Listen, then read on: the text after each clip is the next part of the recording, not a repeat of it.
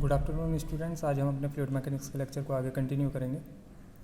Last lecture में हमने जो है फ्लूइड की प्रॉपर्टीज़ के बारे में पढ़ रहे थे, जिनमें से हम 4 प्रॉपर्टीज़ के बारे में पढ़ चुके हैं। Mass density, weight density, specific volume और स्पेसिफिक ग्रेविटी के बारे में। आज हम अपने नेक्स्ट प्रॉपर्टी के बारे में पढ़ेंगे। तो नेक्स्ट प्रॉपर्टी है हमारी विस्कोसिटी, जिसे हिंदी में हम बोलते हैं श्यानता। तो श्यानता एक तरीके से क्या हो गया, द्रव का गाढ़ापन हो गया। तो कोई भी द्रव जितना ज़्यादा गाढ़ा होगा उसकी विस्कोसिटी क्या होगी, उतनी ज़्यादा अधिक होगी। एज ए एग्जांपल अगर हम लें तो जैसे शहद और पानी। शहद हमारा जो है ज़्यादा गाढ़ा है जल की अपेक्षा, तो शहद की जो विस्कोसिटी होगी, जो श्यानता होगी, वो अधिक होगी, और जो हमारी जल की श्यानता होगी वो क्या होगी, हमारी कम होगी। ठीक है।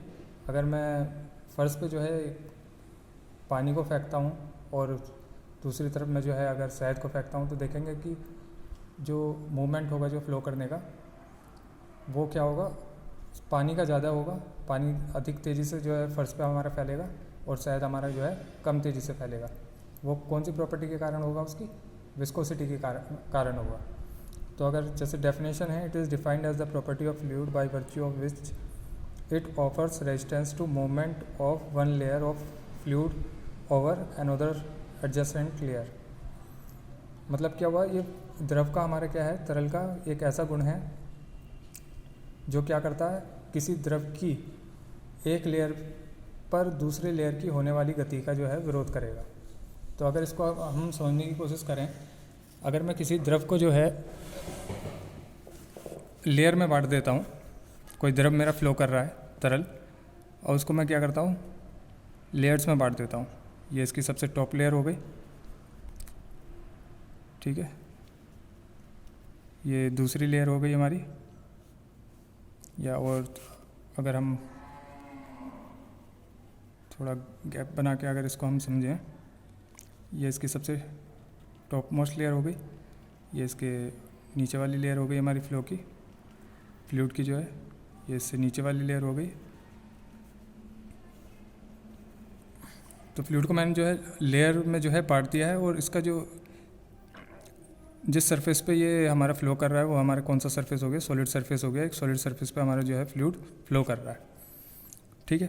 तो अगर देखा जाए तो जब ये जो हमारा फ्लूइड है आगे की तरफ अगर मूव कर रहा होगा किसी वेलोसिटी से, किसी वेग से हमारा जो है आगे की तरफ बढ़ रहा होगा, तो मेरी नीचे वाली लेयर क्या करेगी, इस पर एक अपोजिट डायरेक्शन में एक फोर्स लगाएगी जो इसके आगे बढ़ने की गति का जो है विरोध करेगी, ठीक है। ऐसे ही ये ऊपर वाली लेयर जो है नीचे वाली लेयर की पे एक फोर्स लगाएगी जो इस नीचे वाली लेयर के आगे गति करने का जो है विरोध करेगी, ठीक है।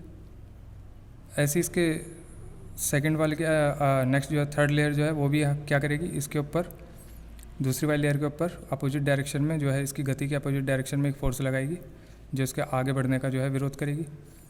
ऐसे ये सेकंड लेयर थर्ड लेयर पे जो है एक फोर्स लगाएगी जो थर्ड लेयर का जो है आगे बढ़ने की गति का जो है विरोध करेगी। तो यहाँ हम देखें सेकंड लेयर फर्स्ट लेयर पे जो है खाली एक फोर्स लगा रही है जो रेजिस्टिव फोर्स है, लेकिन सेकंड लेयर पे जो है हमारा फर्स्ट लेयर और थर्ड लेयर दोनों एक रेजिस्टिव फोर्स लगा रही हैं। तो इसका मतलब क्या हुआ कि सेकंड लेयर पे हमारा जो है जो रेजिस्टिव फोर्स है वो ज़्यादा है, ठीक है। तो इसका मतलब हुआ पहली लेयर पे हमारा रेजिस्टिव फोर्स कम होगा, दूसरी पे ज़्यादा होगा, ठीक है, तीसरी पे उससे भी ज़्यादा होगा हमारा, क्योंकि इसके नीचे वाली भी एक रेजिस्टिव फोर्स लगा रही होगी। तो इसका मतलब क्या हो, ऊपर वाली लेयर की वेलोसिटी हमारी कुछ ज़्यादा होगी, सेकंड लेयर की वेलोसिटी हमारी और कम होगी, और थर्ड लेयर की वेलोसिटी हमारी और कम होगी, और बाउंड्री के पास जो है सॉलिड बाउंड्री के पास वेलोसिटी क्या होगी, हमारी 0 होगी, ठीक है। तो जो ये रेजिस्टिव फोर्स है इसे बोलते हैं हम शियर फोर्स, हिंदी में बोलते हैं हम इसे कर्तन बल, ठीक है। और इसी से हमारा स्ट्रेस आता है, स्ट्रेस को बोलते हैं हम शियर स्ट्रेस या कर्तन प्रतिबल,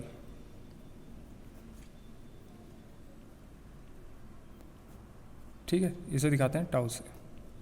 तो कर्तन प्रतिबल क्या हो गया, हमारा टाउ होता है हमारा जब हम फोर्स को जो है जिस सरफेस पे हमारा ये फोर्स लग रहा है उसके एरिया से डिवाइड करेंगे, shear force upon area, area से डिवाइड करेंगे तो हमारा शियर स्ट्रेस बन जाता है, ठीक है। तो इस तरीके से हर एक लेयर जो है एक दूसरे पे एक शियर स्ट्रेस लगाएगी, ठीक है। तो वही प्रॉपर्टी हमारी क्या होती है, विस्कोसिटी होती है, ठीक है। अगर मैं इसका एक वेलोसिटी प्रोफाइल बनाता हूँ तो क्या वेलोसिटी प्रोफाइल अगर हम देखें तो इसके बॉटम से ऊपर की तरफ जाएं तो यहाँ बाउंड्री पे क्या है, वेलोसिटी क्या है हमारी लिक्विड की, 0। और जैसे जैसे धीरे धीरे ऊपर हम डेप्थ बढ़ रही है लिक्विड की, जैसे हम अगर मैं y मान लेता हूँ इस डेप्थ को, तो इसकी वेलोसिटी भी हमारी क्या हो रही है, बढ़ रही है, ठीक है। ऊपर वाली लेयर की वेलोसिटी अगर मैं क्या मानता हूँ, इस सेकंड लेयर की वेलोसिटी अगर मैं u मानता हूँ, तो ऊपर वाली लेयर की वेलोसिटी हमारी क्या है, कुछ ना कुछ ज़्यादा है, तो उसे मैंने क्या मान लिया, u प्लस डी यू। तो इस लेयर की वेलोसिटी हो गई u प्लस डी यू, इससे नीचे वाली लेयर की वेलोसिटी हो गई हमारी u, ठीक है। और ये हमारा क्या हो गया, ये हमारी डेप्थ हो गई y। तो इसका जो है वेलोसिटी प्रोफाइल किसी भी लिक्विड का जो है वो इस तरीके का हमें दिखाई देगा, ठीक है। और माना कि ये जो इन दोनों लेयर के बीच की जो डेप्थ है वो कितनी है, dy।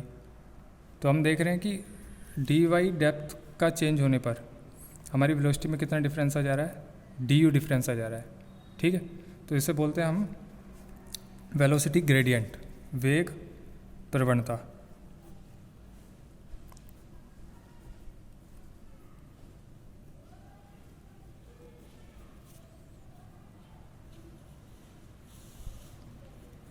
वेलोसिटी ग्रेडियंट, तो कितना चेंज आ रहा है, डी वाई डेप्थ चेंज होने पर हमारा डी वाई डेप्थ पे हमारे वेलोसिटी में कितना चेंज आ जा रहा है, u plus D you minus you, मतलब ऊपर वाली लेयर की velocity u plus D you और नीचे वाली लेयर की वेलोसिटी u अपॉन कितनी डेप्थ में ये चेंज आया हमारा वेरिएशन, डी वाई डेप्थ में। तो इसे हम बोलेंगे वेलोसिटी ग्रेडियंट, ठीक है। और ये कितना आ जाएगा, यू से U cancel, D U upon D Y, ठीक है। यहाँ तक हमारा जो है ये समझ में आ गया। नेक्स्ट आता है हमारा न्यूटन ने जो है हमारा एक लॉ दिया था, उस लॉ को बोलते हैं हम न्यूटन्स लॉ ऑफ विस्कोसिटी।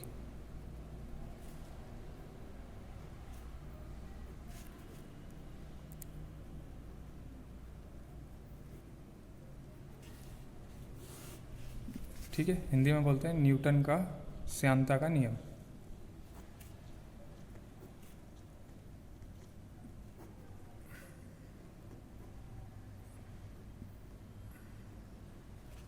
तो न्यूटन के श्यानता का नियम क्या था, न्यूटन ने बताया हमारा कि ये इन दो लेयर के बीच में जो हमारा फोर्स लग रहा है, जैसे हम क्या बोल रहे हैं, शियर फोर्स, और शियर फोर्स से हमारा क्या आ रहा है, शियर स्ट्रेस टाउ, ठीक है। वो शियर स्ट्रेस जो है हमारा वेलोसिटी ग्रेडियंट, वेग प्रवणता के क्या होता है, प्रोपोर्शनल होता है। तो क्या इसका मतलब क्या हुआ, शियर स्ट्रेस किसी भी लिक्विड का जो होगा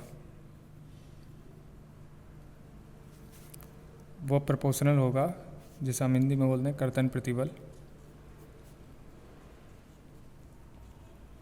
प्रोपोर्शनल होगा किसके, वेलोसिटी ग्रेडियंट, मतलब वेग प्रवणता।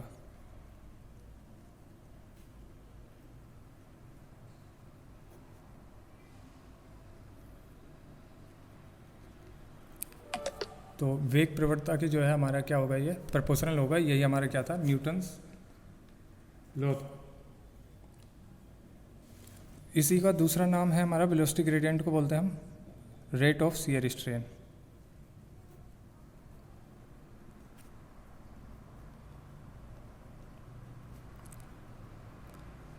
शियर का मतलब क्या हो गया, कर्तन, और स्ट्रेन का मतलब होता है विकृति, कर्तन विकृति दर। विकृति का मतलब होता है अगर कोई भी चीज़, जैसे चीज़ है उस पर अगर हम फोर्स लगाते हैं तो उसमें है ना कुछ उसके शेप में चेंज होगा या उसके डायमेंशन में चेंज होगा, वो हमारी क्या होगी, विकृति होगी। एग्जाम्पल अगर देखें हम, जैसे एक हमारा लोहे की रोड है, उस लोहे की रोड को अगर हम दोनों सिरे से खींचते हैं, दोनों सिरों पे F4 से खींचते हैं और उसकी शुरुआती लेंथ थी L, तो खींचने पे उसकी लेंथ में जो भी वृद्धि होगी, कुछ ना कुछ वृद्धि होगी, तो वो वृद्धि हमने मान ली वो कितनी हुई, डेल्टा L, तो डेल्टा एल तो उसकी वृद्धि हो गई और उसकी ओरिजिनल लेंथ क्या थी एल, तो इसका रेशियो जो होता है वो क्या होगा हमारा विकृति होती है। ठीक है, इसी टाइप से ना अलग अलग टाइप की विकृति होती है। अगर शियर फोर्स लग रहा होगा तो उस विकृति को हम बोलते हैं शियर स्ट्रेन बोलेंगे। ठीक है, तो न्यूटन का नियम के अनुसार क्या है, शियर स्ट्रेस जो है हमारा किसके प्रोपोर्शनल होगा, वेलोसिटी ग्रेडियंट, वेग प्रवणता के। शियर स्ट्रेस को हम किससे दिखा रहे थे, टाउ से दिखा रहे थे, और वेलोसिटी ग्रेडियंट क्या था हमारा, du/dy, मतलब dy डेप्थ में हमारे वेलोसिटी में कितना वेरिएशन होगा, कितनी वेलोसिटी इंक्रीज हो रही है, du। अगर मैं इस प्रोपोर्शनलिटी के चिन्ह को हटाता हूँ तो यहाँ पे एक कोफिशिएंट आ जाता है जिसे बोलते हैं म्यू, du/dy। तो म्यू जो होता है हमारा, इसे बोलते हैं हम कोफिशिएंट ऑफ विस्कोसिटी।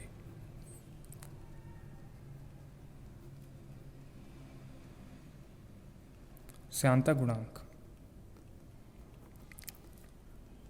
ठीक है, तो यही हमारा क्या है, न्यूटन्स लॉ ऑफ विस्कोसिटी है।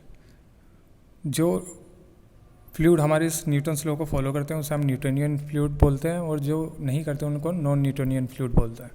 ठीक है, तो आज के लेक्चर के लिए इतना ही, बाकी जो है हम आगे नेक्स्ट लेक्चर में कंटिन्यू करेंगे।